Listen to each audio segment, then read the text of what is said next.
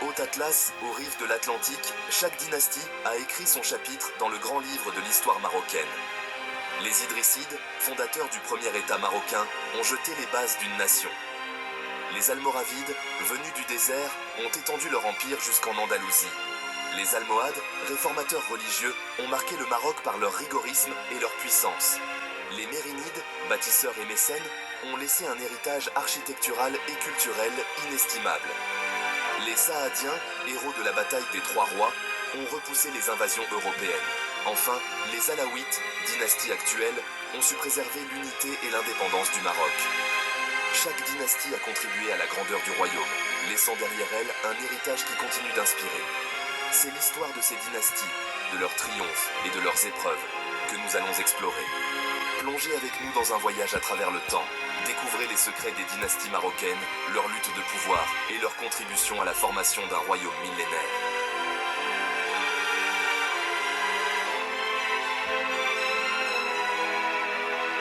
L'histoire des dynasties marocaines commence par une fuite, celle d'Idriss Ier. Descendant du prophète Mahomet, Idriss est contraint à l'exil après la bataille de Fakhr en 786. Les Abbassides, alors maîtres du monde musulman, voyant d'un mauvais œil sa lignée et sa... L'histoire des dynasties marocaines commence par une fuite, celle d'Idriss Ier. Descendant du prophète Mahomet, Idriss est contraint à l'exil après la bataille de Fakhr en 786. Les Abbassides, alors maîtres du monde musulman, voyant d'un mauvais œil sa lignée et sa popularité grandissante. Idriss fuit vers l'ouest, cherchant refuge dans un territoire lointain, le Maghreb. Accompagné de son fidèle serviteur Rachid, Idriss traverse des terres inconnues. Le périple est long et périlleux. Il doit se cacher, se déguiser et échapper aux espions des Abbassides lancés à ses trousses. Après des mois de voyage, Idriss et Rachid atteignent enfin le Maroc, terre de montagnes imposantes et de tribus berbères indépendantes.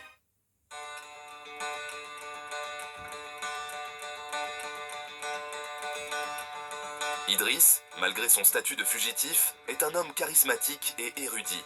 Son ascendance prestigieuse et sa connaissance de l'islam suscitent l'admiration.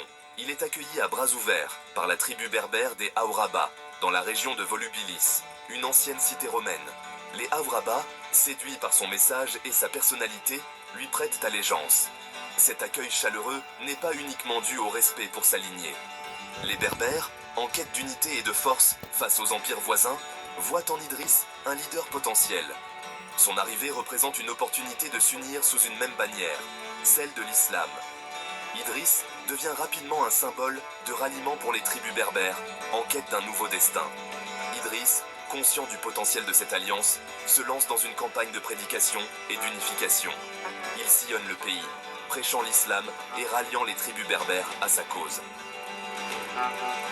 Son message d'unité et de justice sociale trouve un écho favorable auprès des populations locales, fatiguées des divisions et des conflits incessants. En 789, Idriss Ier fonde Fès sur les rives de l'Oued Fès. Il choisit ce site stratégique pour en faire la capitale de son royaume. Fès devient rapidement un centre majeur. Artisans et érudits affluent, attirés par le dynamisme de la cité. La fondation de Fès marque un tournant dans l'histoire du Maroc. Après la mort d'Idriss Ier, son épouse Kenza donne naissance à Idriss II. Élevé par Rachid, Idriss II monte sur le trône à 11 ans. Il construit la mosquée des Andalous à Fès et développe l'agriculture. Malgré des conflits, la dynastie idrisside se maintient au pouvoir. L'héritage des Idrissides est immense.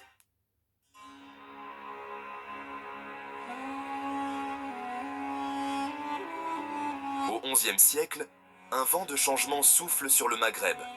Un mouvement religieux prend naissance au sein des tribus berbères Sanadja. Ces nomades deviennent les artisans d'un empire puissant, les Almoravides. Leur histoire est liée à Abdullah ibn Yassine. Ibn Yassine prêche un islam pur et rigoureux. Son message trouve un écho favorable auprès des Sanhadja. Les Almoravides se lancent dans une série de conquêtes.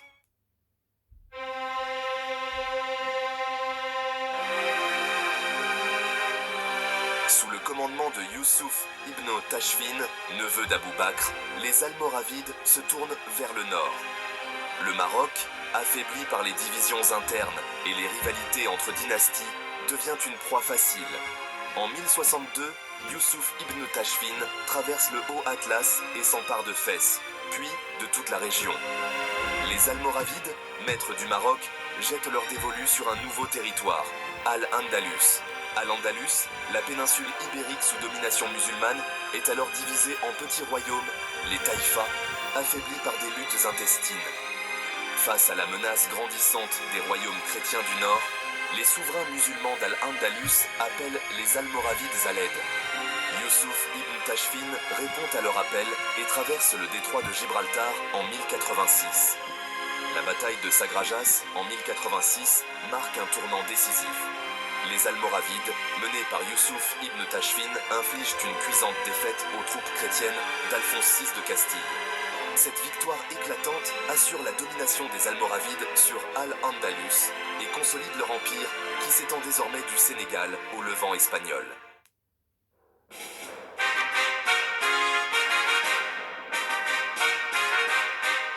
En 1070, en plein cœur du Maroc, Youssouf ibn Tashfin fonde une nouvelle capitale, Marrakech. Située au pied des montagnes de l'Atlas, la ville devient rapidement un carrefour commercial et culturel majeur.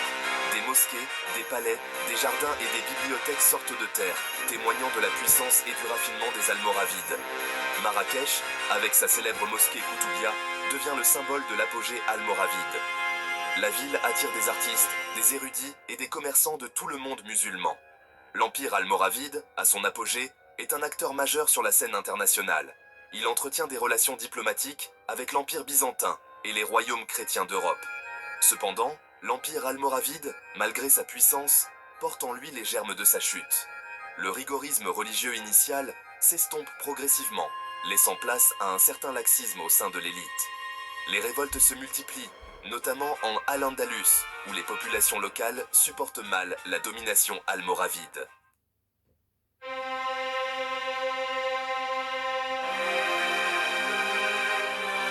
L'Empire almoravide, affaibli par les divisions internes et les révoltes, s'effondre rapidement au début du XIIe siècle. Une nouvelle dynastie, les Almohades, venus des montagnes du Haut Atlas, prend le relais. Malgré leur règne relativement court, les Almoravides ont marqué durablement l'histoire du Maroc et du monde musulman. Leur héritage architectural est encore visible aujourd'hui, notamment à Marrakech, avec la Koutoubia et les remparts de la ville. Les Almoravides ont également joué un rôle majeur dans la diffusion de la culture andalouse au Maghreb, influençant l'art, la musique et la littérature. Enfin, leur empire a permis de créer un espace économique et culturel unifié, reliant le nord et le sud du Sahara. Les Almoravides, ces guerriers venus du désert, ont bâti un empire éphémère mais puissant. Leur histoire, faite de conquêtes et de piété, continue de fasciner et d'inspirer. Ils ont marqué un tournant dans l'histoire du Maroc, ouvrant la voie à l'âge d'or des dynasties berbères.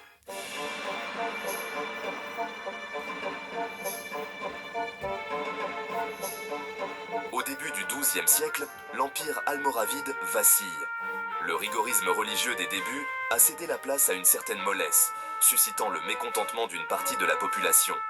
C'est dans ce contexte de crise que surgit un mouvement réformateur puissant, né au cœur des montagnes du Haut Atlas, les Almohades. À la tête de ce mouvement se trouve un homme charismatique et ambitieux, Mohammed ibn Toumart. Issu d'une tribu berbère modeste, Ibn Toumart reçoit une éducation religieuse poussée. Il voyage à travers le monde musulman, de l'Andalousie à la Mecque, s'imprégnant des différents courants de pensée. C'est lors de son pèlerinage à la Mecque qu'il est profondément marqué par l'enseignement des maîtres acharites, qui prônent un islam rigoureux et épuré,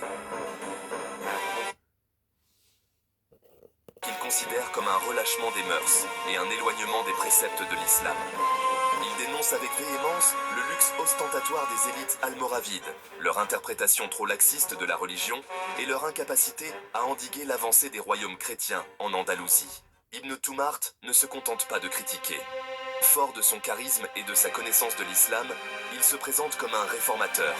Il se proclame Mahdi, un titre messianique attendu par certains courants de l'islam. Son message trouve un écho favorable auprès des tribus berbères des montagnes. Autour de lui se rallient des disciples fidèles, les Almohades. Galvanisé par la ferveur religieuse, il se lance dans une guerre sainte. Ibn Toumart instaure une discipline de fer au sein de ses troupes. Il impose une pratique stricte de l'islam.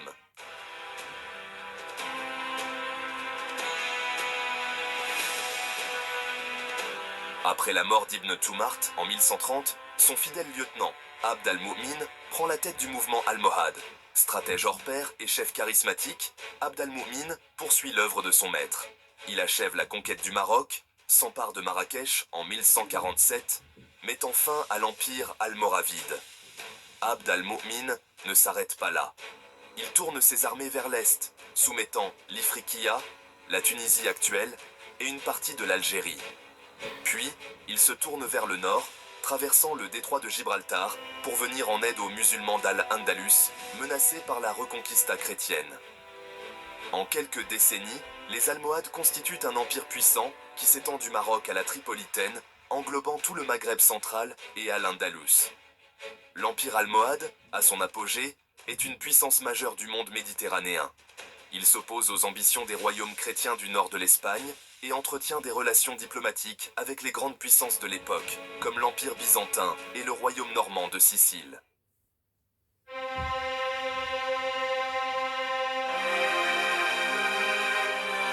Les Almohades, contrairement aux Almoravides, ne se contentent pas de conquérir. Ils s'attachent à unifier leur vaste empire, tant sur le plan politique que religieux. Ils mettent en place une administration centralisée et efficace, développent l'agriculture et le commerce, et encouragent les arts et les sciences. L'époque almohade est marquée par un grand dynamisme intellectuel et artistique. Des savants et des philosophes de renom, comme Averroès, aussi connu sous le nom d'Ibn Rushd, et Maïmonide, brillent à la cour des califes almohades. L'architecture connaît également un essor remarquable, comme en témoignent la Giralda de Séville, la Koutoubia de Marrakech et la mosquée Hassan à Rabat. Cependant, l'empire almohade, malgré sa puissance et son rayonnement, est miné par des rivalités internes et des révoltes. La défaite face au royaume chrétien à la bataille de Las Navas de Tolosa en 1212 marque un tournant décisif. L'empire se fragmente progressivement, laissant la place à de nouvelles dynasties, comme les Mérinides au Maroc. Au XIIIe siècle, alors que l'empire almohade s'effrite, une nouvelle dynastie émerge, les Mérinides. Issus d'une puissante tribu berbère Zenata, les Mérinides marquent l'histoire du Maroc par leur conquête militaire et leur contribution culturelle et intellectuelle. En 1244, Abu Yahya ibn Abd al-Haq s'empare de Fès, la capitale spirituelle du Maroc. Les Mérinides en font leur capitale et se consacrent au développement économique et culturel. Ils repoussent les royaumes chrétiens du Nord et stabilisent les frontières du royaume. Leur règne devient une période de prospérité sans précédent.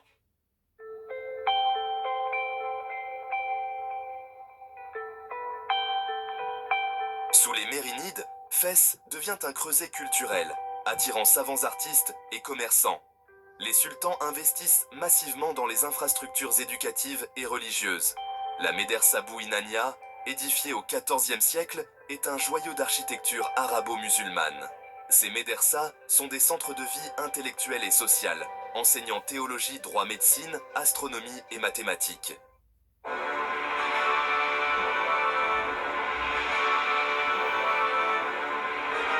Le règne des Mérinides ne se limite pas à la construction de mosquées et de médersas. Les sultans encouragent le développement des arts et des lettres. Fès voit fleurir de nouvelles formes d'expression artistique, mêlant tradition arabo-musulmane et apports berbères. Ibn Battuta, né à Tanger, parcourt le monde musulman et son récit, la Rila, témoigne de la vie intellectuelle du XIVe siècle. Le commerce et l'agriculture prospèrent, faisant de Fès un carrefour commercial majeur.